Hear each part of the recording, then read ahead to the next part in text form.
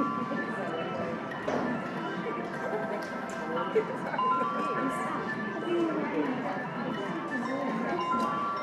how are you? Fine, and you?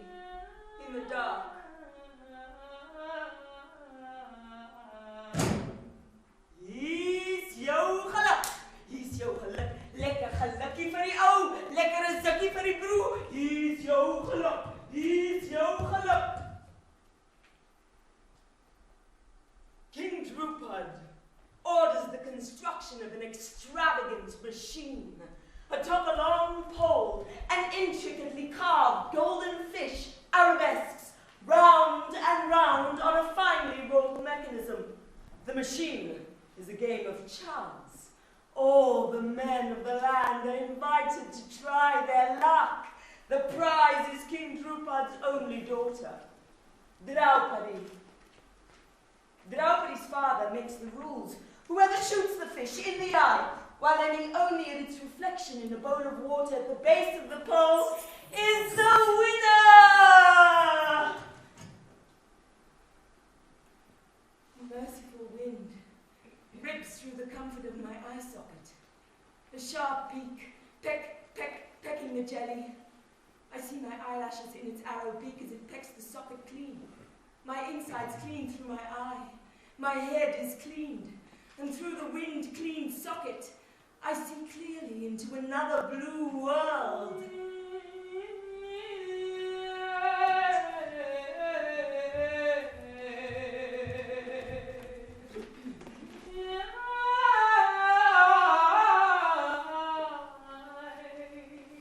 Draupadi garlands the winner, scent of blossoms around the front door. Rambling rose and honeysuckle over the fallen fish oil chipperal stinks slick on the water with the arrow still upright in its fish eye. And just like that, she is married. And willingly, according to custom, she follows the groom and his 4 brothers to the humble husband home. It is a transaction between men. Draupadi's foot catches on the red brick stoop pavers, but willingly, according to custom, she follows the men away. Poor motherless girl, born fully formed from a sacrificial fire. Kapiltu kabaltu fatenaristaltu. Draupadi's father, King Draupad, is glad to see her go. A difficult girl, wild girl, a mischievous girl, disobedient daughter. Another man's problems now. He remembers the first time she was taken away by men. He had taken her on a hunting trip across the border. She was brave and fierce, perhaps too fierce. It was a reward. She was a good girl. She was his. He loved her. At the camps across the border, there were men, brave men, Men in robes, men in camouflage, men in exile, noble falcons of men, their military wings unfurled across the globe, fanning the flames of Karbala. Kuluyum, kuluyum, kuluyum, inashura, kuluha, kuluha, kuluha, Karbala, kuluyum, kuluyum, kuluyum, inashura, kuluha, kuluha, kuluha, Karbala. The men remind King Draupadi of his youth. He warms himself at their growing power, power beyond any experience within the borders of their home, power never before felt by men of their kind in the world. He feels their strength grow, and he feels how their strength despises weakness. To young Draupadi, the men, with their rainbow red headbands inscribed with words of death, are boys. Big boys, but just boys. They sit on pillows, discussing hunts, near and far. Flagrant opinions about the home they just left float up into the night air on the currents of a ceiling fan. Young Draupadi, skilled in the incendiary verbal arts of her generation, and never one to shy away from the state of the nation, stands on the edge of the fray. But I think that... Comrade, what's that voice? Huh? A girl. Who brings a girl to the camps across the border? Huh? Who brings a girl to the talk of men? Look at you, girl. Cover yourself. All open. Westernized. Counter-revolutionary. Dog. Slut, too, no doubt. Put in a place. The kitchen with the women. The bed later. And all of a sudden, Draupadi's head and neck and arms are no longer hers, but lumpy, bumpy, pimply, naked skin, growing cold and goosey in the warm tropical night. From the kitchen, the women speak in coochie, kitcheny coos. Shame, are you cold? Draupadi is on the back stoop. She is outside. Her father is miles away. The boys outnumber her. They are stronger than her. One of them grabs her arm, attempting to pull her into the boot of a white Mazda. Mahabarata Catrijn, the boys shout in her face.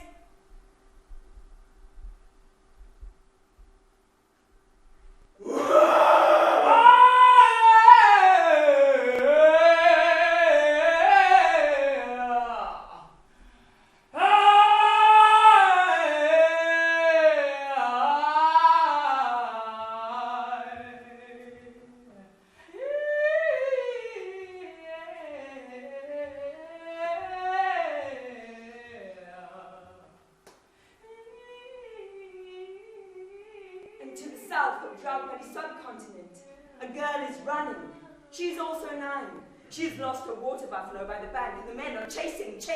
The sucking mud snows her feet. Up ahead, flamingos wing across the sky. If she could run fast enough, she could take flight with them. But the mud pulls, and the men are coming, and they will pull her arms, pull her hair, pull her up out of the mud. Just this morning,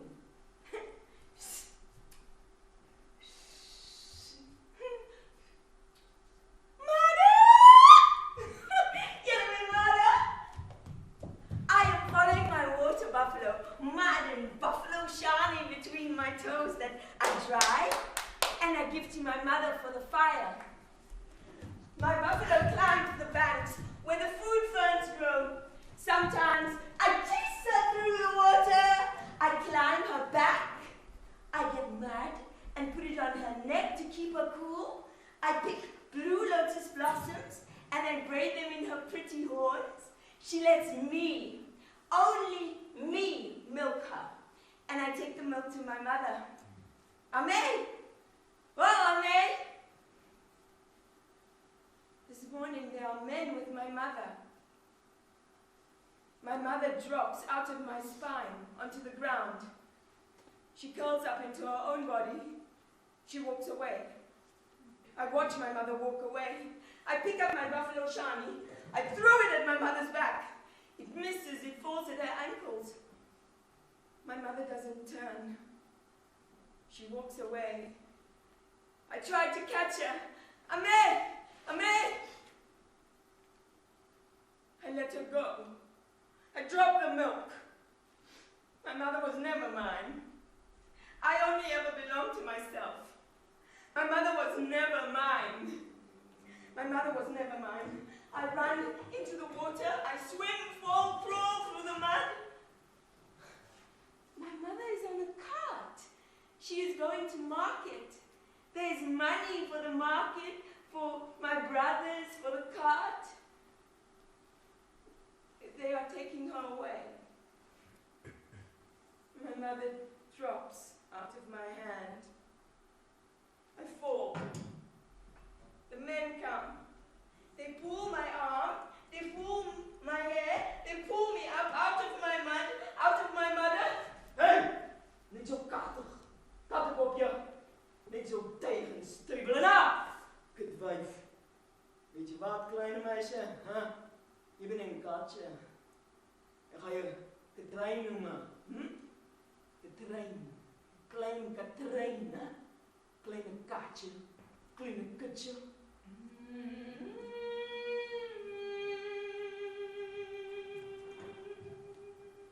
It's dark. There's a big hole, and I can't see where it's going. It's dark up, and it's dark down, and I'm just hanging in the middle, not sure whether to go up or down. There's no side to side, no back and forward, just up and down, and waiting and waiting and waiting in the dark.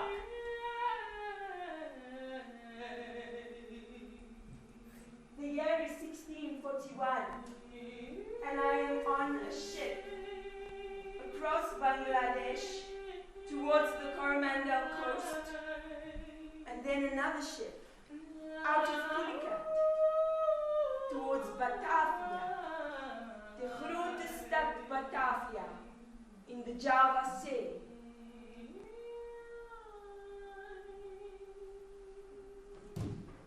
And further south, along the tentacles of empire, another girl is running through sandy streets. The wind shoves the dunes across the settlement, stings my legs, spin through the streets, turn the corner, up as far as Woodnot Plain, where they keep the cows. Oh, that cow. Come on. Hey, come on. She let me lean against her side, and she breathed in and out. She sat between me and the wind, warm and soft, brown and breathing, just to hide for a little before Mrs. Lydia the Pop, in Klein Lydia, in Meneer Lacus. Come on, Meneer Lacus and his friends from Holland, Belgium, German, they like me. Kom hier, kleine maatje. Laat ik even in je kutje ruiken, hè? I don't know how long ago it was now that they came to fetch me there in Malmesbury by my mommy's house. Maybe I was 12. They have a BMW. It's silver. Just the man rides. I get in. I sit in front. He liked me. He take me there to the Wimpy. There where the girls wait in the parking lot for the trucks, where the girls wave to the trucks. The girls are waving to the trucks. There's a tannie sitting inside looking out of the window. She's drinking a milkshake. Moenie kyk nie. She said to the oom en 'n klein seun. Kyk hoe hierdie klein meide. Klein hoenmeide. But I'm not waiting there. In a parking lot by the fences. I get out of a car and I walk in by the door of the Wimpy, past that filthy tannie diff. And I order my own milkshake, sumatou, and a steak. They pay me 1,000 rand a month. It's not so easy to save up the money to go But they liked me. He bought me a phone, a nice phone. And he bought me this nice blue dress. It's shiny. I wear it in the house. And his friends like me. He want me to be happy. He buy me makeup. And I clean the house. It's a nice house, not dusty. Nice, like on the TV with nice shiny blue tiles that I clean. And I fetch the water.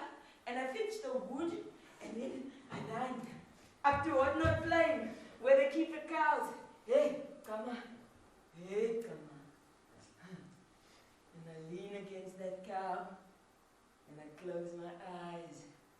And I smell soft, warm smoke, puchu and beersvet, a carrosse, not the terrace. But he liked me. Meneer Lakus and his friends from Holland. Mooi meisje. Not Lydia de Pap in klein Lydia. Kom hier, Zara. Jou lelike swart hoednootjie. Weet jy die ou blou rokkie van klein Lydia, nee? Die een wat te klein is vir haar. Sy het mos 'n mooi figuur ontwikkel, nie soos jy nie.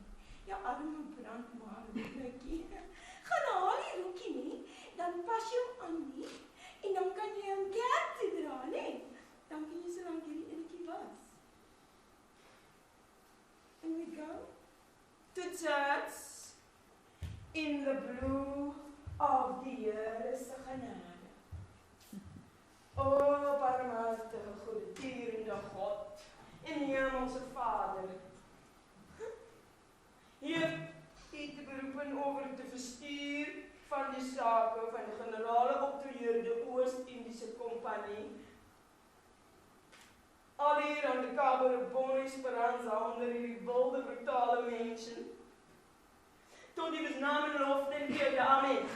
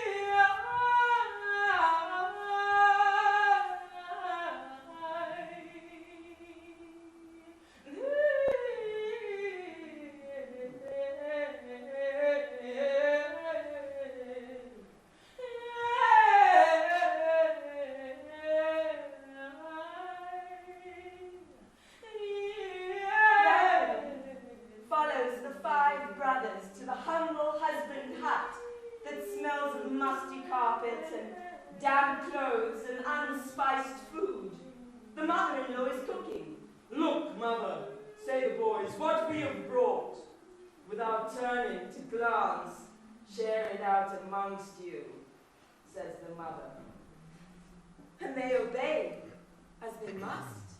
And just like that, Draupadi is married to all 5 brothers. Poor motherless girl, says the mother-in-law, born fully formed from a sacrificial fire. Oh, says King Draupadi, what will the people say? What will they say? And he calls on a holy man who is well versed in these things, who says, in the past life, Draupadi prayed for a man who is kind, clever, handsome, brave, strong, and as we all know, no one man is all these 5 things. So God, in his infinite generosity in this life, gave Draupadi 5 husbands. Oh, says King Draupadi, jolly good. But what about the, you know what? You know what, man? Oh, says the holy man. But you know what? Oh, well, God, in his infinite wisdom, has decided that Draupadi marry 1 man in 1 year, and at the commencement of new year, new husband, it grows closed. Yes, good as new. Yes. You can even do a test. No 2-finger at home reads. Proper doctor, Hymen-inductor test. Oh, says King Draupadi, jolly good. That is great. God is truly a guy! For Draupadi, the years pass and pass and pass and pass and pass. Her husbands lie to her, they cheat on her, they gamble. One day she is at home alone, her husbands are out gambling probably, it is her period, and so she is wearing only a single lap cloth, kanga. A messenger comes to the door. No, thank you, not today. I'm not feeling well. Can you come back tomorrow? What? My husband, Dharma, has staked me in a game of dice and lost. And I must go with you now to be the servant, the slave, the mate of the victor. Go. Ask my husband, did he lose me before or after he lost himself? Bring me his answer, and I will go with you. The messenger departs. On hearing news of Draupadi's response, the victor's joy knows no bounds. His plans for revenge against Draupadi's 5 husbands have exceeded his wildest expectations. Go forth, he tells the messenger, and bring Draupadi here. She is my slave, and her first task shall be to clean the floor of the assembly hall. If she resists, drag her here by her hair. The messenger returns to Draupadi. Draupadi is dragged from her home by her hair. Down the steps, out of the women's quarters. Draupadi's body is a palace, an inescapable purga. Her spirit wanders like a princess raging at the sonata of her body. Draupadi's body is effluent. It pours blood, spit, tears, piss, drool. It is a quarry, cold and gaping, breasts dug for jewels, gravel, pavement, street. The men will come and drag you by your hair through the street. They pull me out like they pull that man out of the mosque on a Friday. He has betrayed them. He will betray them. His fear betrays him. He has a gun.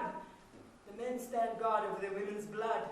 I sit in a circle of men who say they will protect me. The men talk. They talk about me. They are waiting. They wait for me behind the walls. They will catch me and put me in a sack. They'll drag me into the middle of a field. They'll burn me and bury me, and I'll never come back. Like that man, they'll kick me to death with a stop sign and a cement drum. They kill him.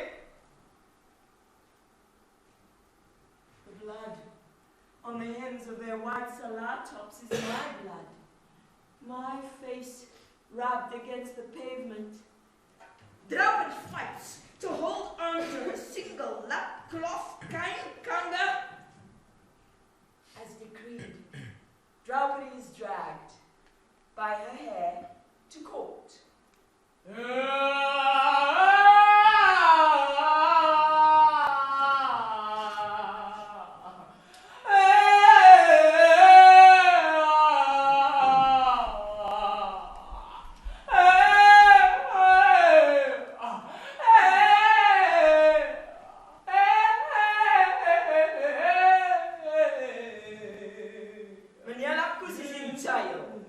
On Robben Island.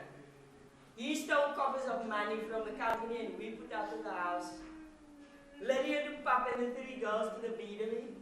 And me to my ancestral, that rich Bengali thief that lived there on the Herengraaf. They asked me to testify against Matchett with that slave Louis and Marie and that bandit wood from Khoikhoi Catrijn. I tell them about the big coffers of money that come there to the house of the Bloem. I tell them about the big coffers of money sent offshore to Ceylon. I tell them, Meneer Lakusi hit us women in the house when he's drunk, especially Lydia, the pap who always got the headache. Nee, ik wil niet. Ga klim op je klimmeid. Zara, hou nu een keer. Meneer Lakus. There's a dead rat lying on the bed. Its ribs and its stomach are broken, open. the smell of bleach. He tried to wash away the crime and the blood. You can't wash away the smell.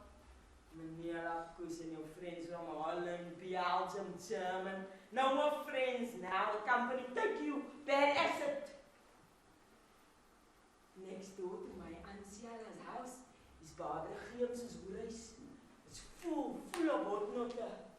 Lilike swart hotnote. The testimony against Manila is growing. They exiled him to Betrayal with Lydia the Pap. En klein Lydia, lilike groot niesvettette. Manila Poes, when you coming back? When you coming back to me? I'm alone. I'm at Anciala's house. I clean the house. I fetch the water. I fetch the wood. I go next door to Barbara Geems to wait for the hotnote. The hotnote are making fires all over the dunes from here to Stellenbosch. Fires in Delft, fires in Atlantis, fires in all the flames. The fires keep them warm in the night. They like me. And then they don't like me. I don't speak the language. They call me a Hollandse hoer. I stay away. Ach, Jay. I ga jou beter kry, Jay. Jy jou sterving mate. Kukuleke, he's lekker nie, he's pap, he's front, Hollandse hotnot. His footsteps at my back. There's no more cows on hotnot plain. No more warm, buffel beersvet. I ran. Ik dwaal op die vlaktes, down the Rudebloem, to the Salt River Flats, onder die brug, oor die plaas, Massikadi, back to the fort. I wandered just so that I can see my footsteps blow away behind me in the wind, net sodat ek die grond agter my kan sien wegvaai. Hey, girl! Jay! Mommy, girl! Jay, kom hier! Jay, mommy, girl, mommy, Jay, sing, girl! Stop! Lilike hotnot. I go to Barbara Geems and buy a bottle. I go sit in the scarf crowd. I drink it out, alone.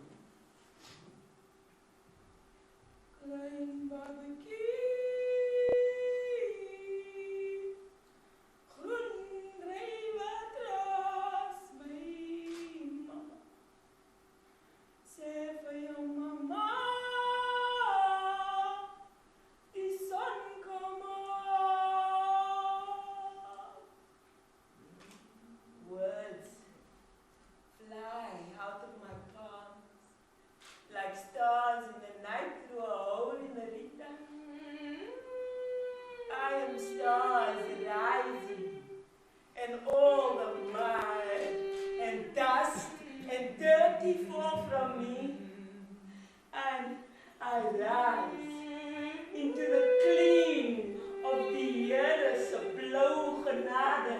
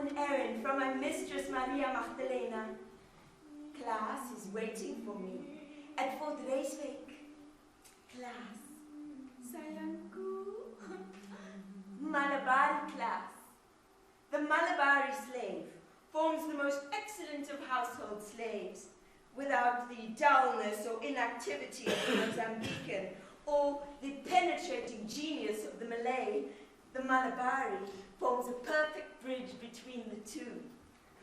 Not my class. I will go to Fort de Reesbeek and take Klaas his lunch. I will sit on the bank while he eats and feel the sweet breezes blow off the green rice. I lift my skirts and press my heels calf deep into the warm, soft mud. In the distance, a man and his buffalo are ploughing.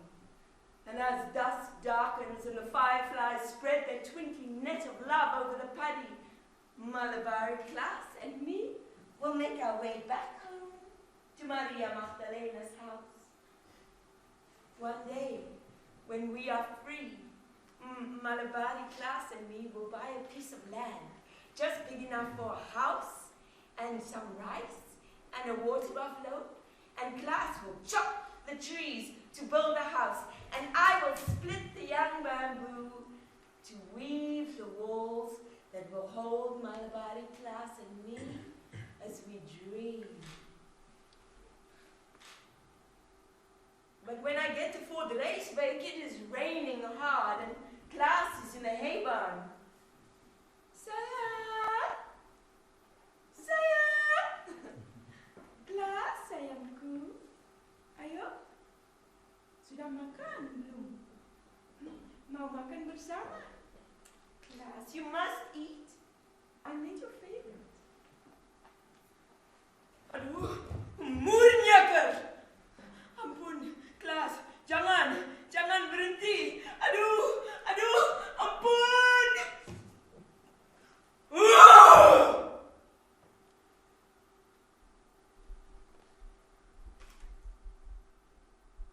The cobblestone is in my hand.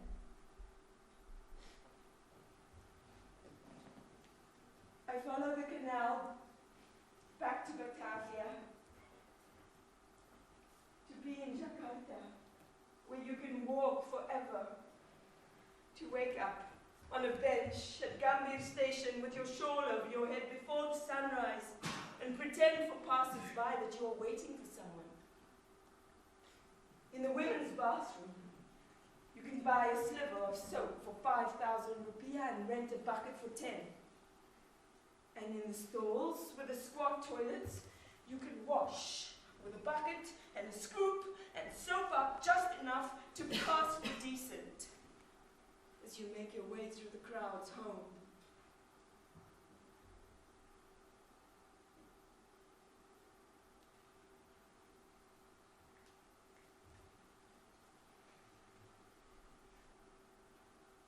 Gouverneur, generaal Matchett heeft mij veroordeeld om vastgebonden te worden in een paal en verwurgd tot de dood erop volgt.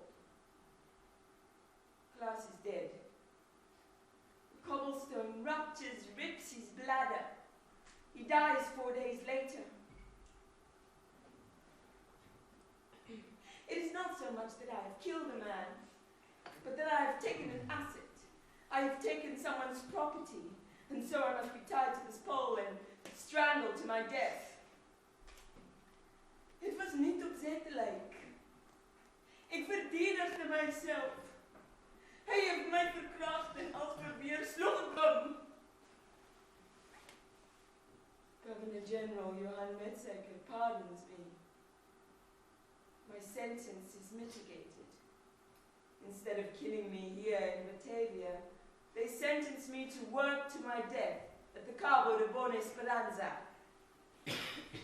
We depart on the returning fleet with the Dordrecht, the Amersfoort, and the West Friesland, and me on the Prince Willem, to arrive 3 months later as the first female banded slave at the Cape, which is cold and hard, except for Peter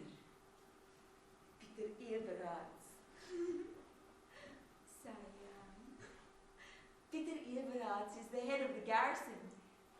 He is kind, and he cares for me until he dies.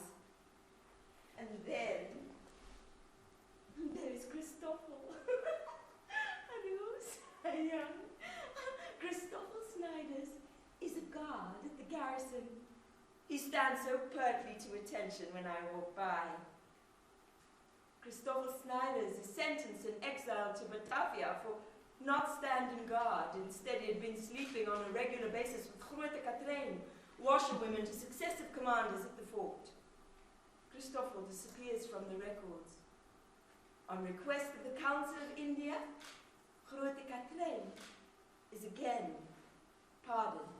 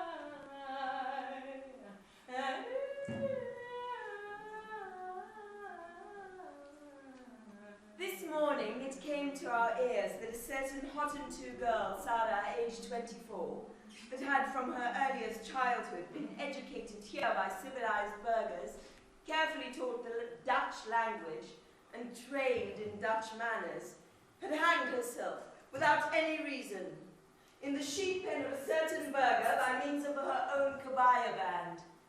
They cut me down. They cut me down. They take off my clothes. The surgeon comes. He looks at me.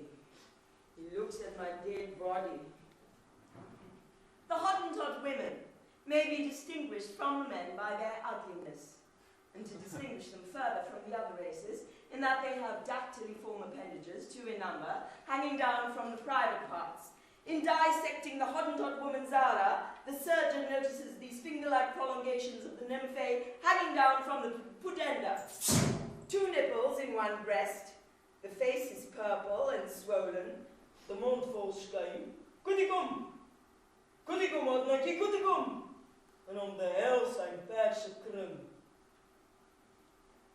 He raises his scalpel. He makes an incision in my left side. It burns bright like fire, not like cold steel. He cuts once, twice, thrice.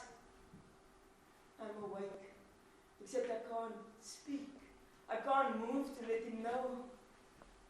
The nurse notices my open eyes, tears streaming into ears. She's awake. The anesthetic mask is leaking. She's awake. And the blood, the thin, red thread that tethers me, seeps out, covering and rounding walls, soft red ochre walls. Words wash out of my wound, and I stand ankle deep in wet, pressing palms into soft red ochre, pressing red palm prints into the cave wall of my being, and still the blood rises, like a tree, like a spiral ladder, in the center of a round room full of blood stories that I climb, and the blood sings, whirling faster and faster like a snake, sprouting wings at the top, and I fly!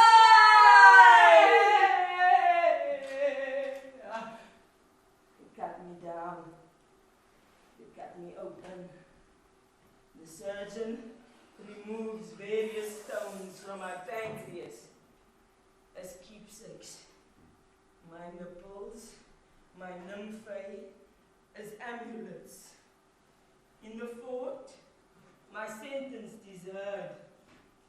My corpse is put on trial.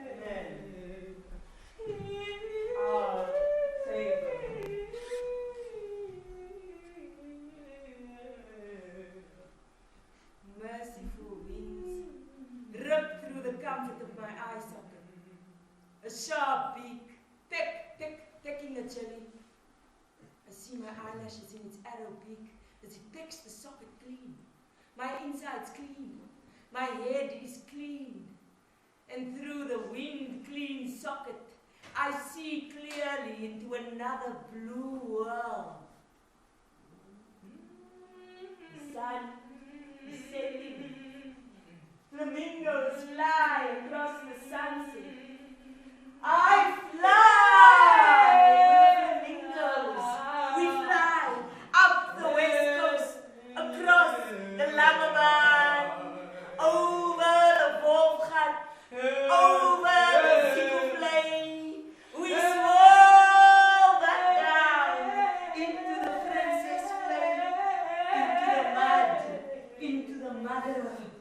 lying on the bottom of the flame, gazing up at the sun through the water. Above my head weighed 24 cattle. Reeds and soft brown hides breathing in and out. The sucking sound of hooves pulling up out of mud. The mud over my feet, over my hips, washing through the ribs in my flesh and between my legs. The nymphae that the surgeon cut and poked and put in jars rise up onto the surface of the flame, turning, spreading out, becoming sweet. Moridima, Kaiman Blom,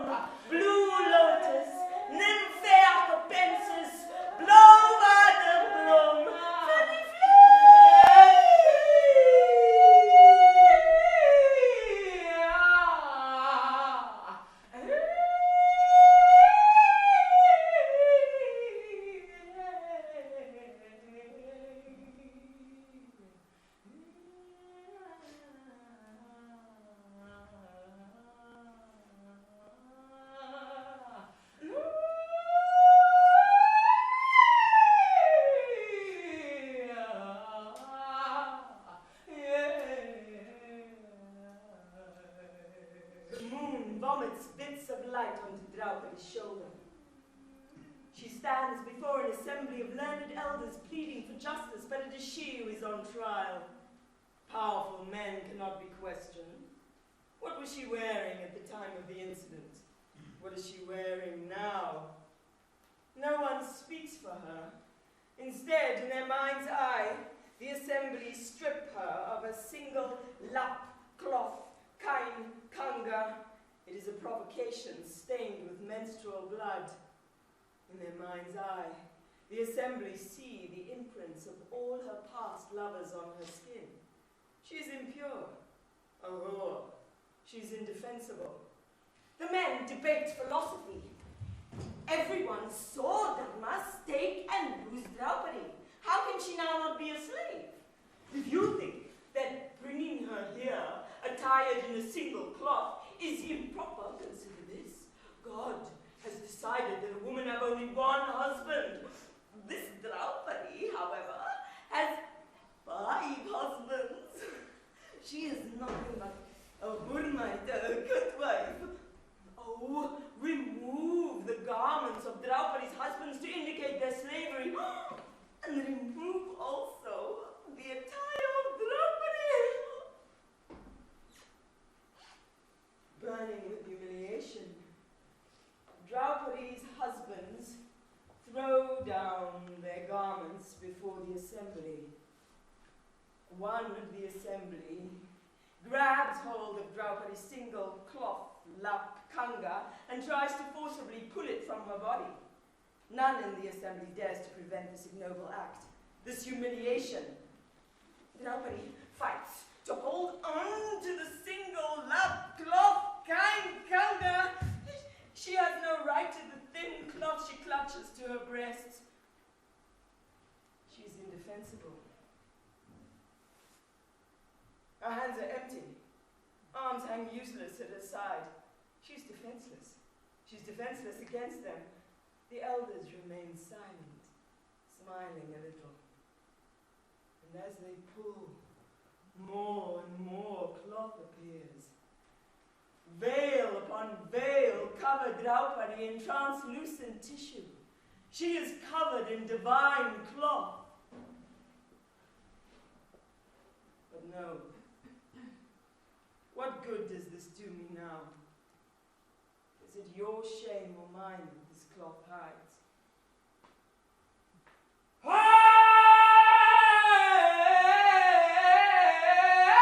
Terrible birds shout ill omens.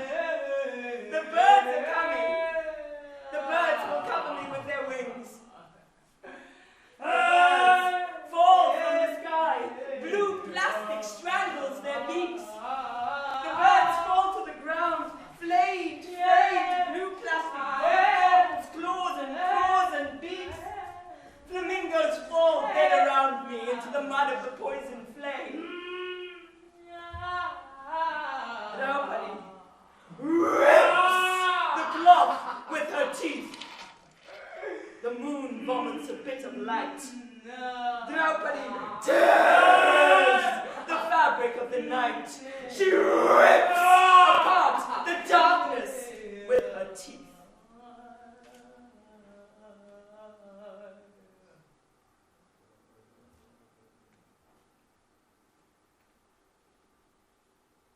This morning early, it came to our attention that the pole upon which the Hottentot Zara had been impaled had fallen down and was taken.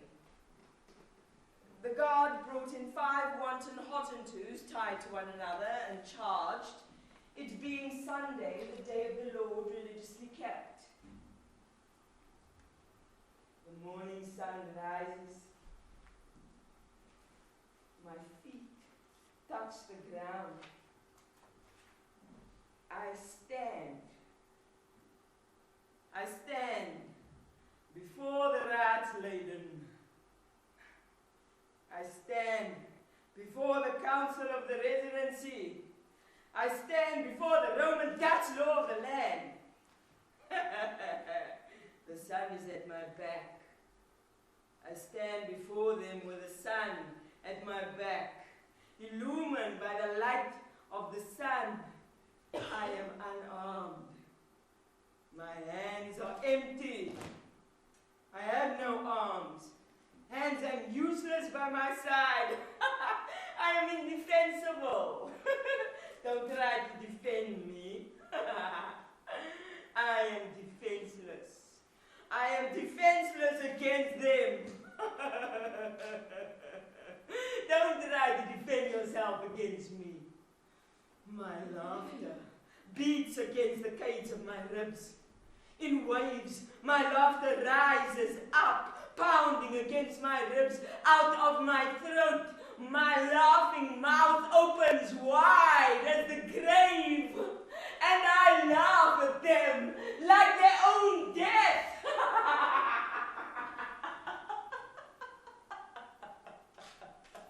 My mouth is a huge hole, a cavern. My throat is a mine shaft, and you will fall into the cavern of my mouth that reeks of your death, and I laugh.